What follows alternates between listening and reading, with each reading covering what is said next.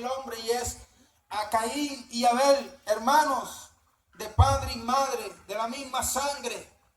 Y un día la Biblia dice que estaban trabajando y Caín mató a su hermano Abel. No había droga, no había alcohol, no había pandilla, no había narcotráfico, no había nada de eso. La tierra estaba a su disposición. Pero la Biblia dice que el pecado entró en el corazón de Caín. Sintió celos de su hermano porque la ofrenda de Abel fue más agradable a los ojos de Dios que la de él. Y entró un celo religioso, dígalo conmigo, un celo religioso. Un celo religioso. Y mató a su propio hermano, lo llevó al campo y ahí acabó con la vida de su hermano, su propia sangre. El primer asesinato que se conoce en la historia, y no fue influenciado por la droga, no fue influenciado por el alcohol, fue influenciado por un celo religioso, peligroso y terrible. En esta segunda etapa de la historia de la humanidad vemos el primer crimen.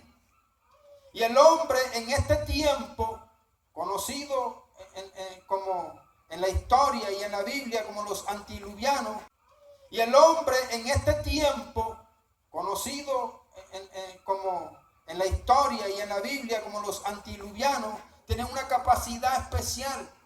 Y era que, aunque habían pecado, el hombre llegaba a vivir casi 1000 años, aunque su ADN había sido alterado cuando pecó. La tierra todavía tenía una atmósfera diferente a la que hoy tenemos. El clima era muy diferente. La tierra seguía produciendo todavía hermosuras. Los ríos, lo que existía a los ojos de la humanidad era espectacular. Pero sin embargo, en medio de toda esta riqueza, en medio del testimonio de Adán, que transmitió eso a las generaciones, el hombre escogió el seguir pecando, así como lo eligió Caín. La descendencia de Caín escogieron lo malo. Y esta generación conoció a un hombre, dice la escritura, llamado Enoc, que fue traspuesto a los cielos sin ver muerte. Fue una experiencia maravillosa. Y encontramos otro personaje conocido como Noé, que predicó por más de 120 años de que iba a haber un diluvio. Este diluvio se cree que fue profetizado por el hombre que fue raptado a los cielos, conocido como Noé. Esta generación estaba advertida. Esta generación tenía un privilegio. Esta generación había escuchado de los oídos del mismo Adán de que existía un Dios en los cielos, de que el hombre no venía de la evolución, de que no descendía del hombre que fue raptado a los cielos, conocido como Noé. Esta generación estaba advertida. Esta generación tenía un privilegio. Esta generación había escuchado de los oídos del mismo Adán de que existía un Dios en los cielos, de que el hombre no venía de la evolución, de que no descendía del mono, de que había un creador en los cielos y él había tenido una comunión con él en un lugar llamado el Edén. Sin embargo, aunque había esta información confidencial, esta información directa, el hombre escogió pecar, desobedecer a Dios. Y por casi 1000 años estuvo Dios esperando en aquella generación.